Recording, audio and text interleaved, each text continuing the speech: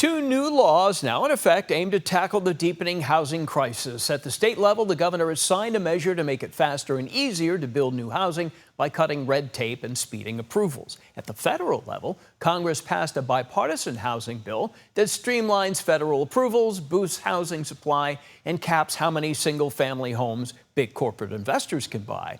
Our Jay Struberg talked with Cal Matters housing reporter Ben Christopher about what the federal legislation could mean for communities across our region.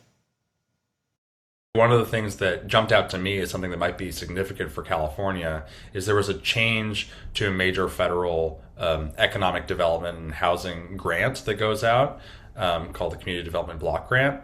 They are rejiggered it so that for communities that are high cost that aren't building quite enough, you're going to get a reduction in the amount of grant that you get, and those that are building faster are going to see an increase. And so that could have some serious implications for some of California's higher cost coastal cities like Los Angeles, San Diego, Irvine, maybe even some in the Bay Area, San Jose, where development has been notoriously kind of slow over the last couple decades.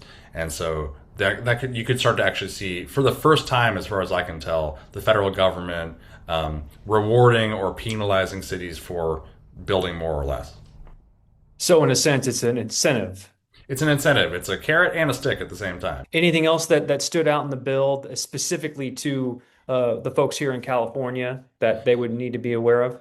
Well, another one that could unfortunately be really important for California is a change to a disaster recovery program. In the past, through this Community Development Block Grant disaster recovery program from the federal government, it's designed to provide funding for communities over the long term, like years out after a disaster, whether it's a hurricane or, in the case of California, more likely wildfire. And it's been very slow for communities looking at Los Angeles, for example, they still haven't received their grants. And so this was designed to it's a kind of a technical regulatory change, but it's designed to allow for those funds to go out much quicker. So that could end up benefiting Californians in the long run.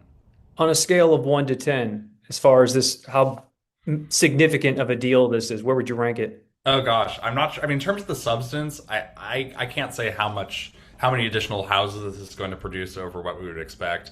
I think it's probably a modest to moderate, so let's say like a 5 or 6. But I'd say politically, it's really significant because, again, this is not an area where Congress is typically played, and it shows that there is an increased appetite in Congress among Democrats and Republicans to really focus on this issue, not just of housing policy, but of housing supply and trying to get the country to build more. And the fact that there's so much appetite for that, I think, is quite significant. So let's say an 8 or a 9.